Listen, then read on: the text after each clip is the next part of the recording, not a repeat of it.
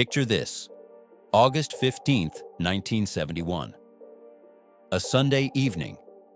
President Richard Nixon appears on your TV screen and makes an announcement that will change your financial life forever. He's closing the gold window, cutting the last tie between the US dollar and anything of real value. The official story? A temporary move to protect the dollar from speculators. But what if I told you that wasn't the real story? What if this was the biggest, most sophisticated theft in human history? A move designed not to protect you, but to give the government unlimited power to print money, silently steal your savings, and transfer wealth from your pocket to the banking elite. Every dollar you've earned since that day has been backed by nothing but debt and a promise. This isn't some wild theory, it's documented history.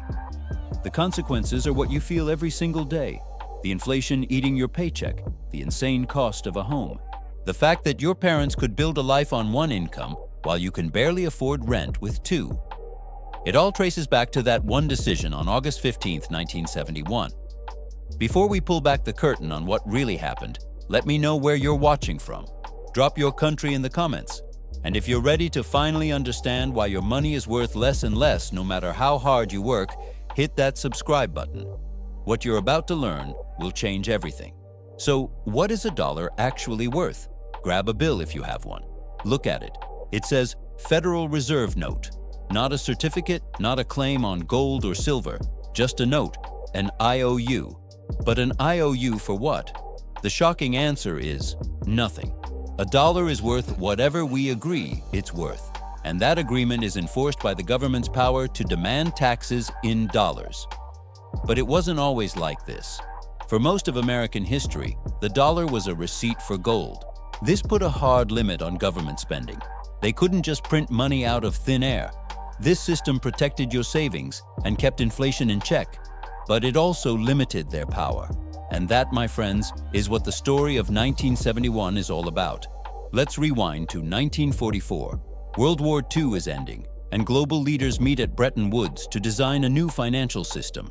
The plan was simple. The US dollar would be the center of the universe, backed by gold at a fixed rate of $35 an ounce. Other countries would peg their currencies to the dollar. This made the dollar the world's reserve currency. But there was a critical failsafe. Foreign governments could exchange their dollars for US gold at any time. This was meant to keep the US government honest. For a while, it worked. But then the spending started. The Vietnam War, massive social programs. The government needed money, and instead of raising taxes, they did what governments always do. They fired up the printing presses. By the late 1960s, countries like France started getting nervous. They were holding mountains of dollars and began to suspect the US didn't have the gold to back them up. So they started calling the bluff. They sent ships to collect their gold, and the gold started flowing out of Fort Knox. In 1965, the US had over 13,000 tons of gold. By 1971, it was down to about 8,100 tons. The math was becoming undeniable. The US had printed far more paper dollars than it had gold in the vault. The system was on the brink of collapse. That's when Nixon made his move. He went on TV and announced a temporary suspension of gold convertibility. Temporary. It's been over 50 years. That window is still shut, and it's never reopening. Nixon blamed speculators for attacking the dollar, but that was a cover story. The crisis wasn't caused by speculators, it was caused by the US government's reckless money printing. What Nixon really did was default on America's promise to the world. It was the largest sovereign default in history, but they gave it a friendly name. And the fallout began immediately. The dollar's value plunged. The price of gold, once fixed at $35, skyrocketed. By 1980, it hit $850 an ounce. That wasn't gold getting more valuable, it was the dollar becoming worthless. Inflation exploded. You might have heard about the oil shocks of the 70s, but the real cause was the government, now free from any constraints, printing money like there was no tomorrow. Here's the secret most people miss. Inflation isn't just rising prices. Rising prices are the symptom. The disease is the expansion of the money supply. When they print more money, every single dollar you own buys less. Let me show you the evidence. In 1971, the median U.S. home cost about $25,000, roughly 2.5 times the median household income. Today, a median home is about $420,000, which is 5.6 times the median income. The house didn't get better, your money got worse. Your savings are being stolen, not by a thief in the night, but by your own government through the invisible tax of inflation. A $10,000 savings from 1971 would have the buying power of less than $100 today. You did nothing wrong, yet 85% of your wealth was taken from you. So who benefits? The government, which gets to spend endlessly without raising taxes. The big banks, who get the new money first before it causes prices to rise for everyone else. And the wealthy, who own assets like stocks and real estate that inflate in price. Who loses? You. The worker, the saver, the middle class. The system is rigged to transfer wealth from you to them, and it has been running on autopilot since 1971. Think about it this way. This system rewards people for going into debt and punishes them for saving. If you took out a mortgage in the 70s, you paid it back over 30 years with dollars that were becoming progressively weaker. You essentially paid back your loan with monopoly money. This entire structure was made possible on August 15, 1971. Before that date, government spending was tied to reality. After, they discovered the magic money tree. That's why federal spending has exploded 28 times since 1971, while the population has barely grown. The national debt went from $400 billion to over $34 trillion. And how do they pay the interest on that debt? They print more money, which makes your money worth even less. It's a giant Ponzi scheme, and both political parties are in on it because it gives them unlimited power to spend. Globally, this gave the US an exorbitant privilege. Since oil and trade were priced in dollars, every country needed them. So the US could print paper, and the rest of the world had to accept it, effectively exporting our inflation. But that privilege is now ending. Countries like China, Russia, and Saudi Arabia are moving away from the dollar. And when they do, all those trillions of dollars held overseas will come flooding back home, unleashing a tsunami of inflation unlike anything we've ever seen. This system was designed to fail. In 1974, the government quietly made it legal for Americans to own gold again. Why? Because they knew they were going to destroy the dollar, and this gave the informed few a life raft while the masses drowned. Those who bought gold in 1971 have seen its price rise 57 times over. Gold didn't get more valuable, the dollar simply collapsed against it. They robbed you, they robbed your parents, and they're robbing your children. They call it monetary policy. The real name is theft. The biggest heist in human history, and it's still happening every single day. Let me give you another piece of evidence that this was deliberate. In 1977, Congress passed the Federal Reserve Reform Act, which gave the Fed a dual mandate: maximum employment and stable prices. Stable prices? That was codified into law in 1977. But what happened to prices since 1977? According to the government's own statistics, prices have increased over 400% since 1977. $1 today has 20 cents of purchasing power compared to 1977. That's not stable. That's an 80% loss of value. But the Fed claims they've met their mandate. How? By redefining what stable means, by manipulating the inflation statistics, by excluding food and energy from core inflation, by using substitution and hedonic adjustments to hide real price increases. The government doesn't want you to know how much purchasing power you're losing, so they cook the books, they change the methodology, they make inflation look lower than it actually is. And most people believe it because they don't understand how the manipulation works. Let me show you one specific example of how they manipulate the numbers. In the 1980s, the government changed how they calculate housing costs in the Consumer Price Index. Instead of using home prices, they use something called owner's equivalent rent. This is a survey where they ask homeowners, how much would you rent your house for? This is absurd. Home prices have skyrocketed. But because rents haven't risen as fast, the CPI shows lower housing inflation than what people actually experience when trying to buy a home. If they used actual home prices, the inflation numbers would be twice as high. But that would reveal the truth, that the dollar is being destroyed much faster than they admit. So they manipulate, they lie, they hide the real numbers, and you pay the cost. Now let me show you what happens when governments destroy their currency. Because the US isn't the first country to do this, it's just the first to do it on a global scale. History is filled with examples of fiat currency collapse. Weimar Germany in the 1920s. The government printed money to pay war reparations. Within a few years, the currency was worthless. People needed wheelbarrows of cash to buy bread. Savings were destroyed. The middle class was annihilated. That hyperinflation created the social conditions that led to Hitler's rise. Economic destruction leads to political extremism. Zimbabwe in the 2000s, the government printed money to fund spending.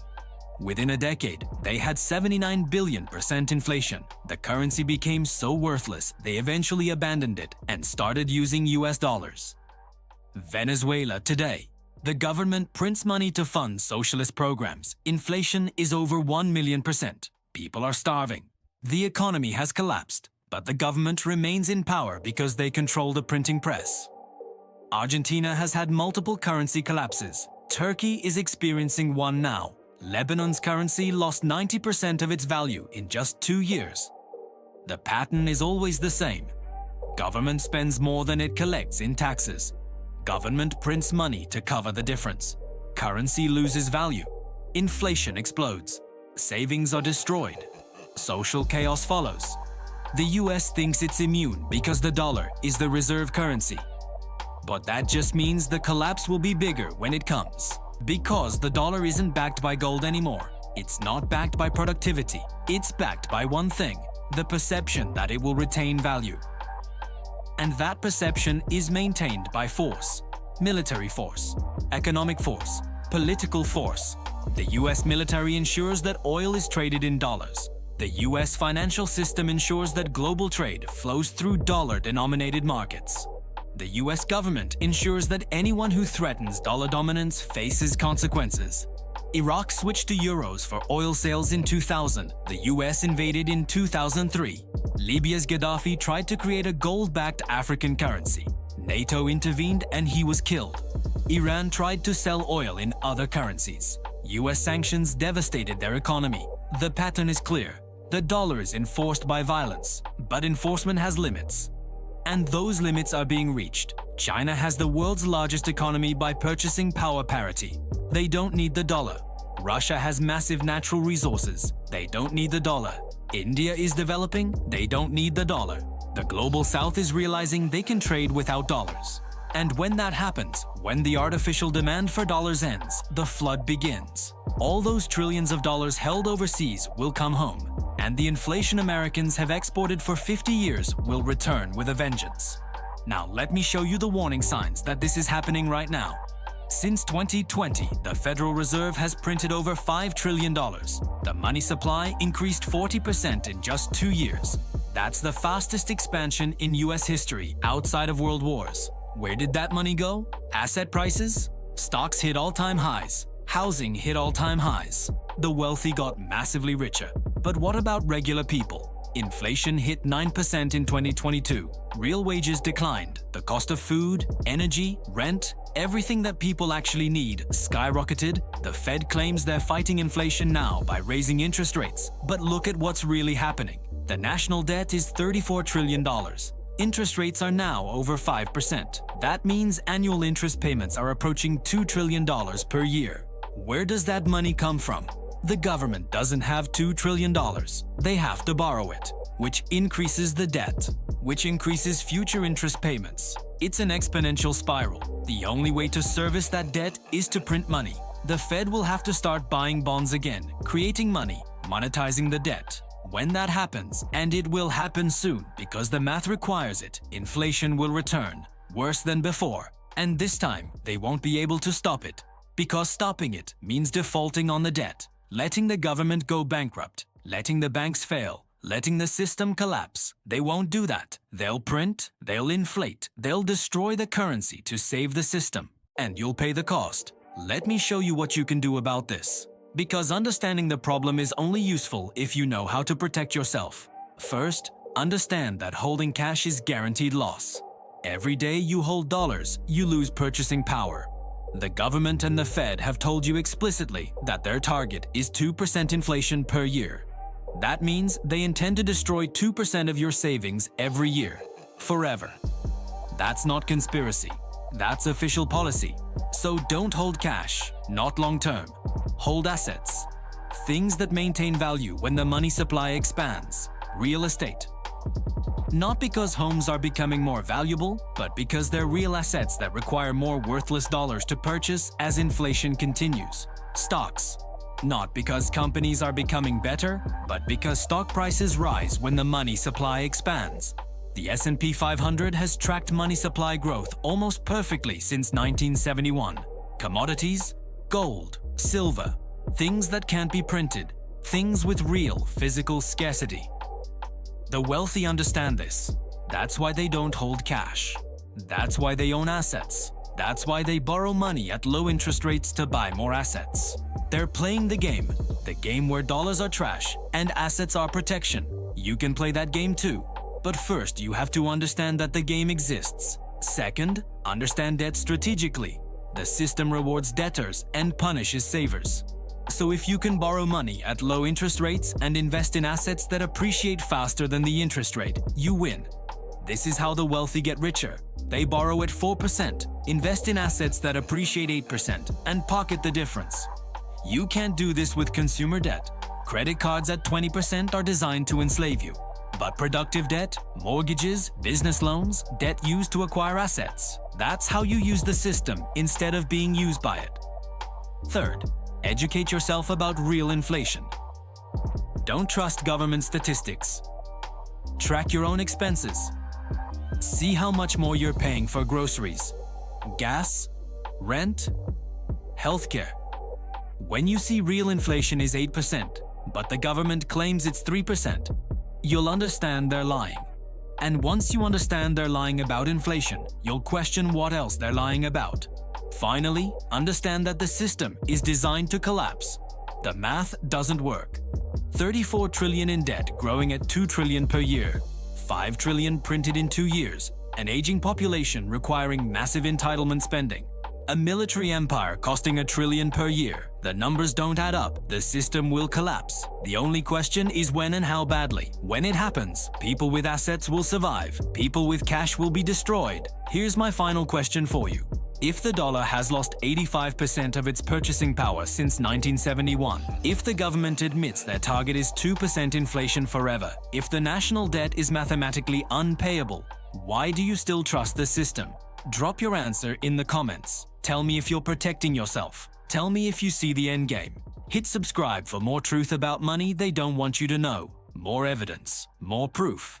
Share this with someone who still thinks saving cash is safe. Someone who trusts the government. Someone who doesn't understand why everything keeps getting more expensive. Because August 15th, 1971 wasn't a temporary measure. It was a permanent theft. The gold window isn't closed. It's been bricked over. The dollar isn't backed by gold. It's backed by nothing but faith and force. And both are running out. Are you ready for what comes next?